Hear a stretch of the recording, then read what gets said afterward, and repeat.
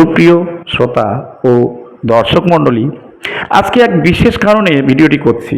তা হচ্ছে পশ্চিমবঙ্গে বর্তমান সরকার যে বাজেট পেশ করেছেন, তাতে দেখা যাচ্ছে এসটি, এসসি, ওবিসি, ডাব্লিউএস কোটার পাশাপাশি রাজ্যে মহিলা বা ফিমেল ক্যান্ডিডেটের জন্য যে 33% রিজার্ভেশন করা হয়েছে, তাতে আমার প্রশ্ন, এতে কি ইউআর ক্যাটাগরি যুবক বা মেল ক্যান্ডিডেটদের কি খুব লাভ হয়েছে?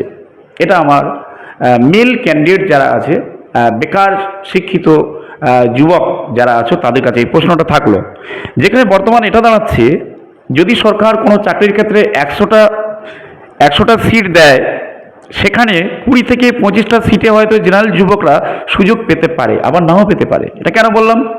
কারণ সমস্ত ক্যাটাগরি বা সম্প্রদায়ের কোটা পূরণের পর 20 থেকে 25% সিট পড়ে থাকবে। সেখানে অল ক্যাটাগরি অর্থাৎ সমস্ত ক্যান্ডিডেট এসে কিন্তু কম্পিটিশন করবে। ফলে তাতে জেনারেল ছেলেদের সুযোগ কমে যাবে। এটা আপনারা সবাই ভাববেন, আমার ভুলও হতে পারে, যে বাজেট বিলে যেটা বলা আছে সেটা এটাই দাঁড়াবে। এবার আমার প্রশ্ন, তাহলে তাতে করে কয়জন জেনারেল যুবক চাকরি পাবে?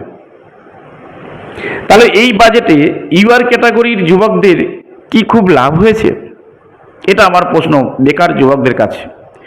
2025 সালে এসএলএসটি 2016 দুর্নীতির জন্য যা মূলত চাকরিহারাদের উদ্দেশ্যে হয়েছিল, সেই 2025 যেখানে ফ্রেশার ক্যান্ডিডেট আমরা ছিলাম, এবং আমরা যারা 60-এর মধ্যে 58, 59, 60ও পেয়েছিলাম, এবং সিট বৃদ্ধি সঠিক রিক্রুটমেন্টের জন্য পূর্বের যে টিএমসি সরকারের বিরুদ্ধে যারা আন্দোলন করেছিলাম, সেখানে কিছু স্কুল শিক্ষকও ছিল। তো এই ফ্রেশ ক্যান্ডিডেটরা টিএমসি সরকারকে চায়নি, চেয়েছিল নতুন কোনো সরকার যে এসে তাদের আশার আলো জাগাতে পারবে, বা সেই নরকের বেকারত্বের যন্ত্রণা থেকে মুক্তি দিতে পারে, এরকম একটা আশা তারা করেছিল। তাহলে কি তারা সে যন্ত্রণা থেকে মুক্ত হয়েছে? আসলে বর্তমান এই পৃথিবীটা বড় স্বার্থপর, কারণ মানুষ যে যার স্বার্থ দেখে, এটাই বাস্তব। কেউ শিক্ষিত বেকারদের যন্ত্রণা বুঝল না, সেই যন্ত্রণা একমাত্র সেই নিজে বোঝে। একজন নিম্ন মধ্যবিত্ত পরিবারের ছেলে কায়িক পরিশ্রম, অনেক আত্মত্যাগের মাধ্যমে পড়াশুনো করে, এবং তার মেধা ও জ্ঞানের জগৎ তাকে মোহগ্রস্ত করে তোলে। ফলে সে জ্ঞানের জগৎ ছাড়তে পারে না। তার আশা করেছিল এই সরকার হয়তো ভালো কিছু আশার আলো দেখাবে, কিন্তু মোটামুটি সব ঠিক থাকলেও এই বাজেটে মেয়েদের 33% রিজার্ভেশন বেকার যুবক চাকরি প্রার্থীদের মনে কষ্ট দিয়েছে। ঠিক আমিও সমব্যথিত। আমি এই ভিডিওটা তাদেরই উদ্দেশ্যে করছি, সেই সমস্ত সরকারি শিক্ষক যারা ইউটিউব ভিডিও বানান এবং তাদের কোচিং কোর্স করান, বিভিন্ন কম্পিটিশন চাকরির জন্য কোচিং কোর্স করে থাকে। তো ওনাদের কেউ একবারও ভিডিওতে বললেন না যে এতে একটু হলেও, বা এই বাজেটে একটু হলেও জেনারেল মেলদের ক্ষতি হয়েছে। অন্যথায় তারা বারবার দেখানোর চেষ্টা করেছে, বা এটা তারা মোটিভটা কি করলো, অন্যদিকে ঘোরানোর চেষ্টা করেছেন। উপরন্তু তারা এটাও বলেছেন যে ছোট ছোট ইউটিউবার যারা, তারা 33% ফিমেল রিজার্ভেশন নিয়ে বেকার ইউআর যুবকদের ভুল বার্তা দিচ্ছে ও ডিমোটিভ করছে। তো যাই হোক, আমার প্রশ্ন ওনাদের কাছে, ওনারা তো অনেক আগেই চাকরিটা পেয়ে গেছেন। যদি বর্তমান সময়ে আমাদের মতো বেকার চাকরি প্রার্থী ওনারা হতেন, তাহলে এটার ব্যাপার কি সহজে মেনে নিত? এই যে ব্যাপারটা, যে বাজেটের ব্যাপারটা, ওনারা কি সহজে মেনে নিত?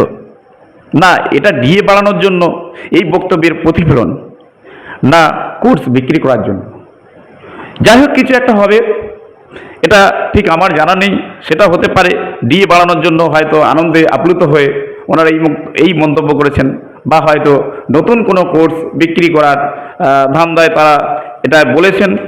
তো আমরা কি ইতিহাস পড়েছিলাম, মধ্যযুগীয় কিছু উদারপন্থী জ্ঞানদীপ্ত মানুষ, যারা কিনা মানুষ ও মানবতার জন্য অনেক ত্যাগ স্বীকার করেছিল, এবং মানব কল্যাণ ও মানুষের উন্নয়নে তারা অনেক সংস্কারও করেছিলেন। কিন্তু বর্তমান যুগে প্রগতিশীল জ্ঞানদীপ্ত বুদ্ধিজীবী কিছু শিক্ষক, যারা নিজের স্বার্থ ছাড়া কিছুই ভাবে না। আমি সেই সমস্ত শিক্ষককে ধিক্কার জানাই, কারণ ওই সমস্ত শিক্ষক সমাজে বিভাজন তৈরি করে।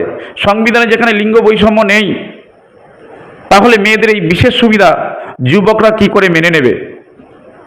আর এই সমস্ত শিক্ষকরা 33% সংরক্ষণকে কিভাবে সমর্থন করে, আর কিভাবে ভিডিওতে তারা এই বক্তব্য রাখেন যে এটা ঠিকই আছে যে বেকার মেল যুবকদের ভুল বোঝাচ্ছে কিছু কিছু ইউটিউবার যারা আছে যুবকরা, যে লিঙ্গ বৈষম্যের শিকার হলো, তার ফলে তাদের মনে যে কষ্ট যন্ত্রণা, তারা যে আশা করেছিল যে একটা ভালো আশার আলো আমাদের মনে জাগবে, ভালো একটা ভ্যাকান্সি সিট এই সরকার ক্রিয়েট করবে এবং আমাদের সঠিকভাবে মূল্যায়ন করবে। কিন্তু এই যে 33% মহিলাদের রিজার্ভেশন, তাতে তাদের সুযোগ অনেকটা কমে যাচ্ছে।